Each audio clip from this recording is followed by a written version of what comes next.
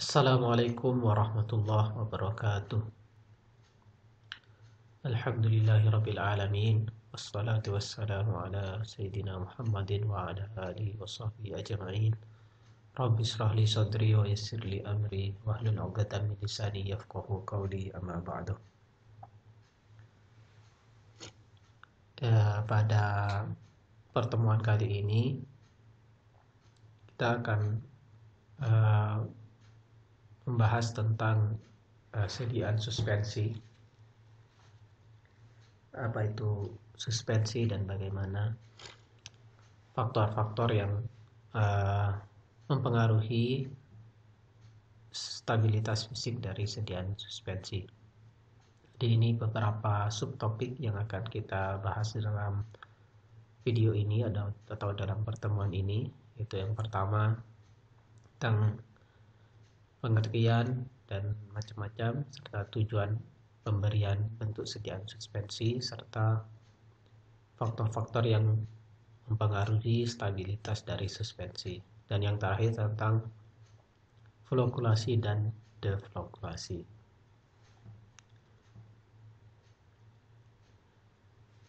Suspensi sendiri merupakan sistem heterogen. Jadi kalau larutan itu merupakan sistem homogen, tapi kalau suspensi berupa sistem heterogen, biasanya jenis padat dan cair biasanya,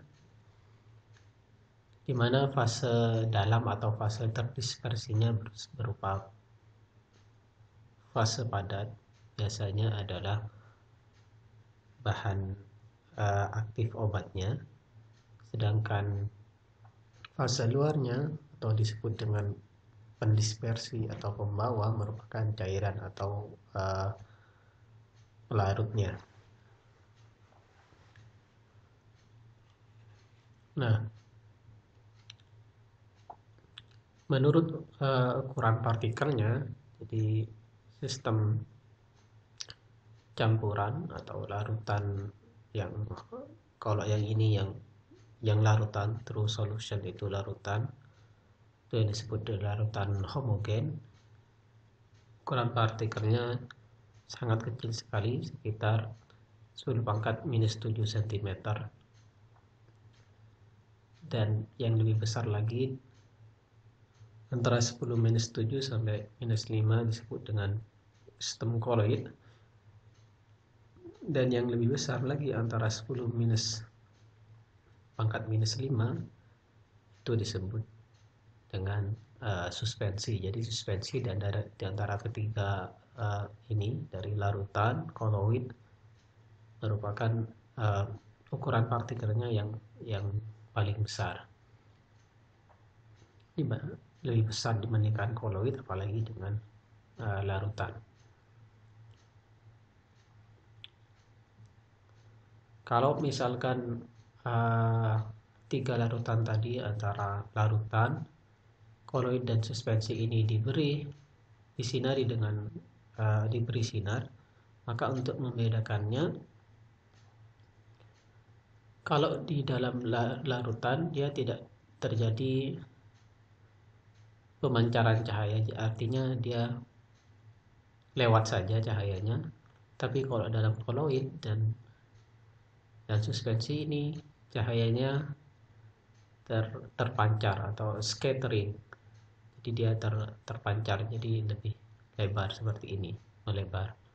Itu karena dipancarkan oleh partikel-partikel padatnya yang terdapat di koloid, baik di koloid ataupun di suspensi. Ini disebut dengan efek Tyndall.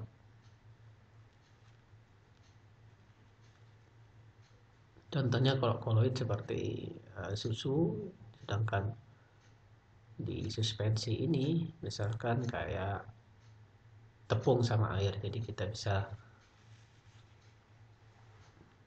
membedakan masih tepungnya mana airnya.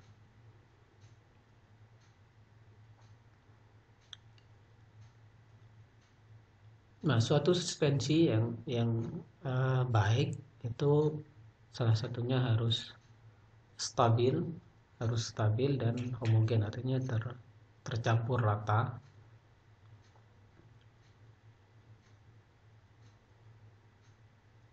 Dan ukuran partikelnya harus sama besar, jadi tidak boleh yang satunya besar satunya kecil, harus ukuran partikelnya juga harus homogen dan tidak cepat mengendap. Ini nanti akan ada hubungannya dengan ukuran partikel juga, tidak cepat mengendap.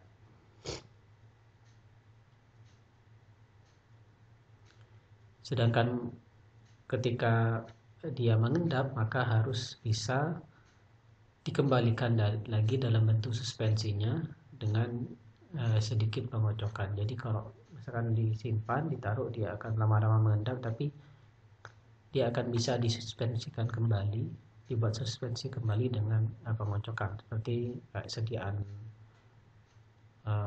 obat sirup yang dalam bentuk suspensi. Kalau lama tidak dipakai maka disarankan untuk dikocok dulu supaya tersebar merata lagi suspensinya. Dan yang kelima, tidak boleh juga terlalu kental atau viskositasnya terlalu tinggi sehingga akan sulit kalau dituang nanti kalau mau dipakai.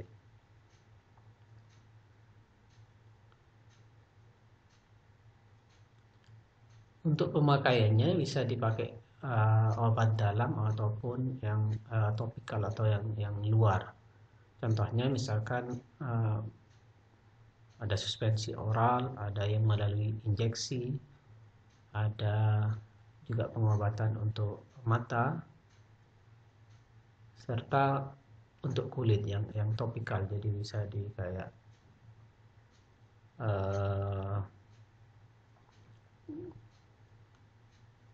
krim dan lain-lain, ataupun juga di tetes telinga. Jadi bisa macam-macam.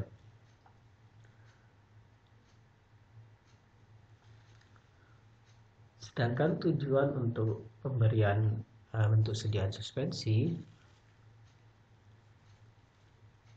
dikarenakan misalkan bahan obatnya tidak larut atau dalam air misalkan, tapi diinginkan dalam bentuk cairannya, sehingga dibuatlah yang awalnya dalam bentuk padat dibentuk dalam suspensi.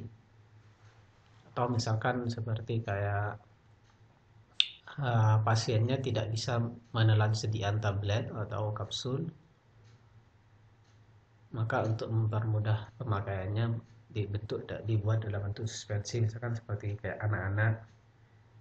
obat anak-anak yang biasanya masih dalam bentuk suspensi untuk memudahkan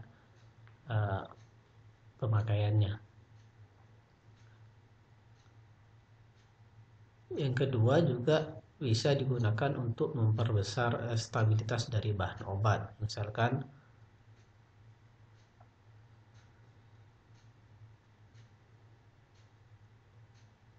seperti tetrasiklin HCl, dia larut dalam air tapi juga cepat rusak, maka dirubah dalam bentuk basanya atau garamnya tetrasiklin base dalam bentuk suspensi, maka dia tidak cepat rusak dan lebih stabil. Jadi untuk memperbesar stabilitas dari suatu bahan obat. Atau digunakan juga untuk memperbaiki rasa, misalkan seperti chloramphenicol ini dalam bentuk larutan dia pahit, maka dibuat dalam bentuk suspensi, rasanya menjadi lebih bagus atau lebih enak. Dan yang keempat adalah untuk memperlama khasiatnya, contohnya misalkan injeksi suspensi intramuskuler. Nah, sekarang apa saja faktor-faktor yang dapat meningkatkan stabilitas suspensi tadi? Yang pertama adalah ukuran partikel tadi. Semakin kecil ukuran partikelnya, maka dia akan semakin kecil ukuran partikelnya itu berarti semakin besar luas permukaannya atau penampangnya, sehingga dia tidak mudah untuk mengendap, sehingga tidak mudah menjadi endapan dan lebih stabil dalam bentuk suspensi.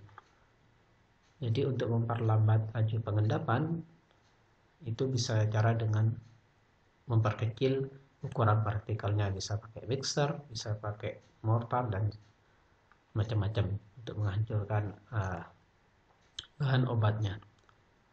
Gambar ini merupakan contoh analisis partikel menggunakan namanya scanning electron microscope. Jadi kita bisa lihat dari sini ukurannya, kita bisa ukur bentuk dan ukuran partikelnya. Contohnya misalkan ada yang 42 mikrometer, ada yang 28 dan macam-macam.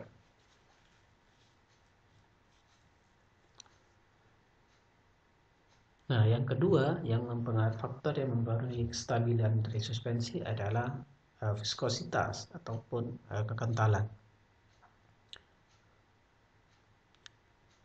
Dengan menambahkan viskositas cairan dari pelarutnya misalkan, maka itu akan memperlambat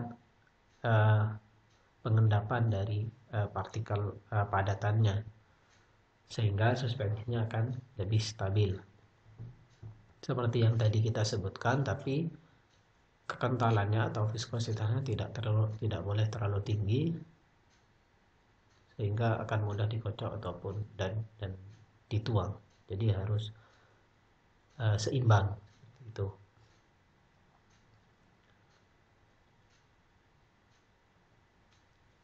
Nah, pengaruh dari ukuran partikel dan viskositas ini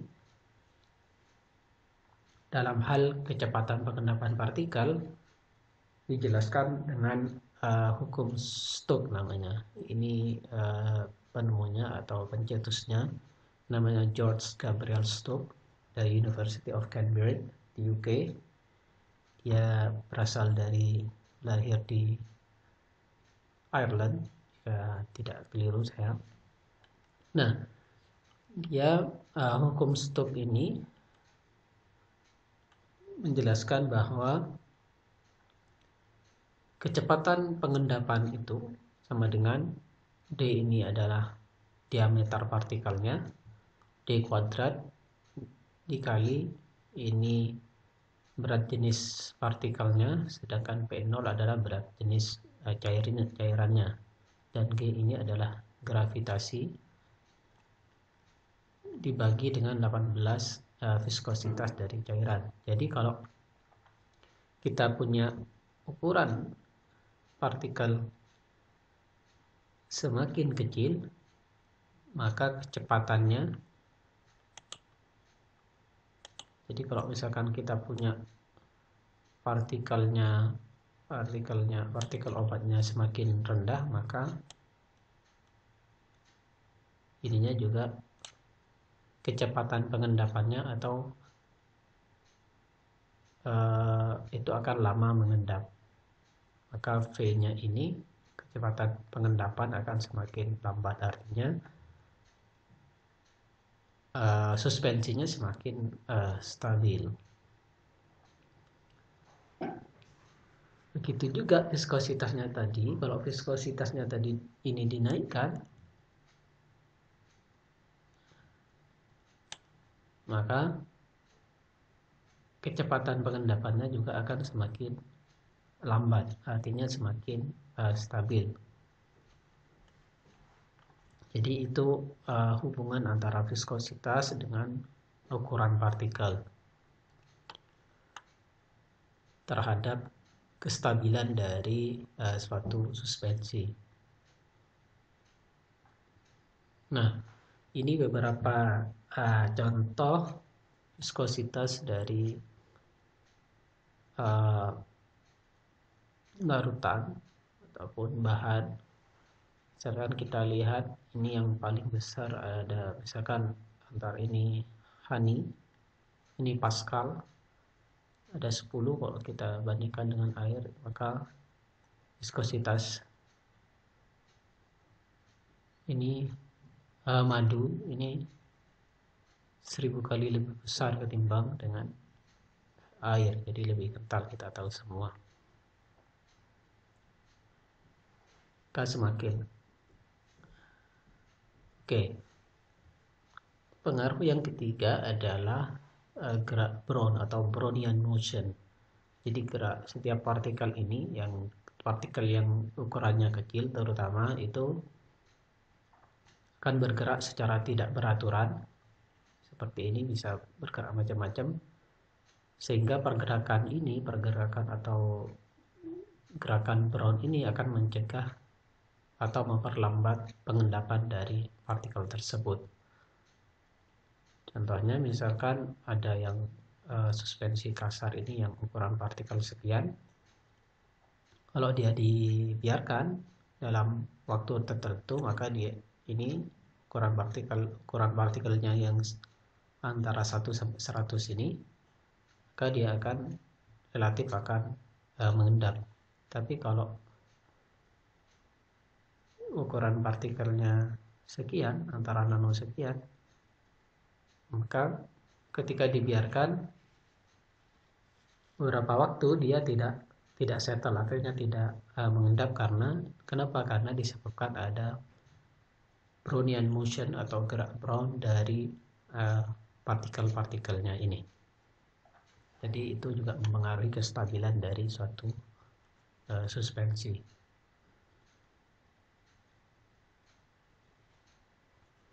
Nah, yang keempat adalah jumlah partikel. Jumlah partikel atau konsentrasi. Jadi semakin banyak,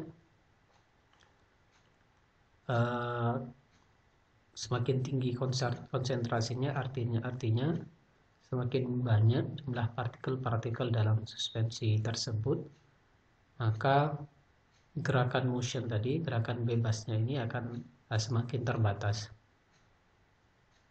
sehingga akan mempercepat pengendapan. Seperti ini, kalau suspensinya lebih tidak terlalu tinggi konsentrasinya, maka dia gerak motionnya masih relatif bebas, masih kemana-mana. Tapi kalau dia di high concentration, maka cenderung terjadi agregasi sebagai ini. Terjadi agregasi, mengumpul, dan mengendap. Oleh karena itu, semakin besar konsentrasi partikel, maka kemungkinan terjadi endapannya juga akan semakin cepat, karena ini terjadi agregasi, dia berkumpul dan mengendap bersama. Yang kelima adalah pengaruh dari tegangan antarmuka, di mana suspensi sendiri merupakan secara antarmuka dia tidak stabil. Karena itu disebabkan oleh besarnya luas permukaan, karena partikelnya kecil-kecil tadi, sehingga menyebabkan energi bebas Gibbs-nya menjadi besar, dan oleh karena itu dia tidak stabil. Jadi dari persamaan ini, maka untuk menurunkan energi bebas Gibbs-nya ini supaya dia lebih stabil,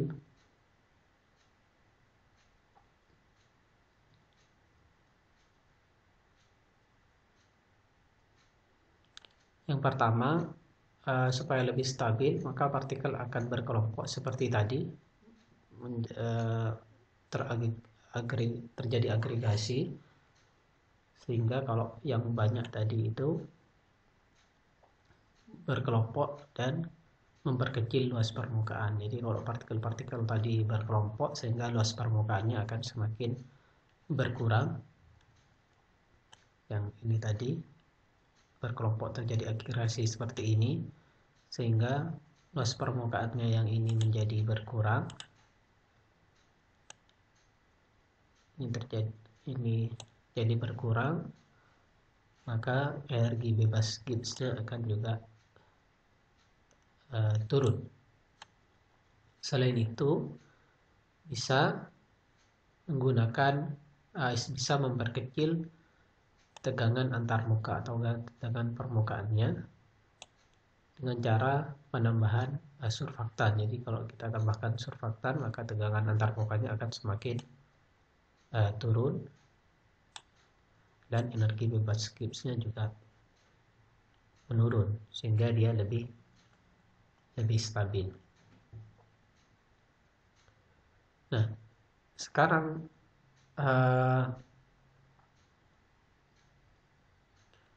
dari proses pengendapan itu ada dua proses. Yang pertama disebut flokulasi dan deflokulasi. Jadi ada dua macam proses pengendapan. Kalau flokulasi atau floculated suspension itu terjadi pengendapan, ikatan antara partikel-partikelnya itu tadi, agregasi pengelompokan tadi itu terjadi ikatannya yang relatif lemah, dan sehingga dia mudah mengendap, dan karena tadi terikat lemah maka dia akan mudah dibentuk menjadi suspensi lagi dengan pengocokan dan tidak membentuk kayak caking itu kayak kerak mungkin. Nah, sedangkan kalau terjadi deflokulasi ini kebalikannya. Jadi ikatan antar partikelnya atau pengelompokan agregasi antara partikelnya itu relatif lebih kuat dan terjadi membentuk sedimen di dasar ininya tadi, dasar-dasarkan tempatnya akan membentuk caking. Jadi kalau yang ini tidak membentuk caking dan mudah dibuat suspensi lagi, misalkan dengan pengocokan dia akan menjadi suspensi kembali. Kalau yang ini sukar atau sulit untuk terbentuk suspensi lagi dengan pengocokan karena terbentuk caking, kayak kerak, endapan yang keras. Kita lihat contohnya di sini. Yang ini adalah flokulasi, yang ini deflokulasi. Kalau kita biarkan suspensi dua suspensi ini, maka pertama-tama ini akan sangat kelihatan mana yang supernatan, mana yang endapannya. Ini clear supernatan, ini jadi kayak bening. Kalau yang ini proses pengendapannya lebih lambat, jadi masih terdapat untuk suspensinya di sini. Terus dengan berjalannya waktu dia akan membentuk poros sedimen di sini, namanya ini flok kayak gini. Jadi dia tidak, ikatannya antar ininya lemah, jadi dia membentuk poros di sini, masih ada lubang-lubang seperti ini. Sedangkan yang deflokulasi itu membentuk caking seperti ini, jadi sangat kayak kerak, sangat keras, sehingga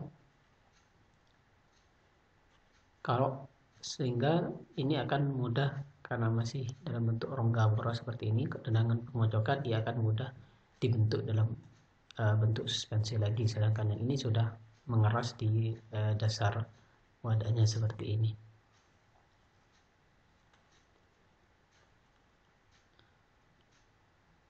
Nah, biasanya ada perbedaan penggunaan untuk sistem suspensi terflokulasi dan deflokulasi.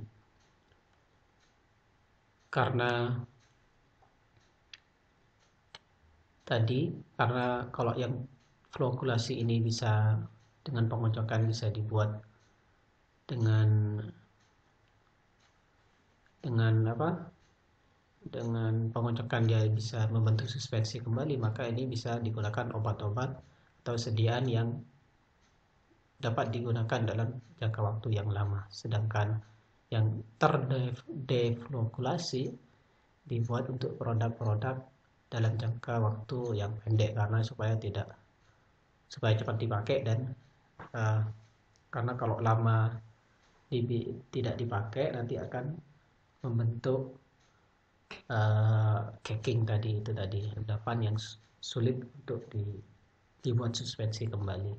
Misalkan kalau yang terflokulasi obat antibiotik, jamu dan macam-macam, sedangkan yang terdeflokulasi seperti obat batuk, obat mah seperti Minanta dan lain-lain. Saya kira itu pembahasan tentang suspensi. Mudah-mudahan bermanfaat. Saya tutup. Assalamualaikum warahmatullahi wabarakatuh.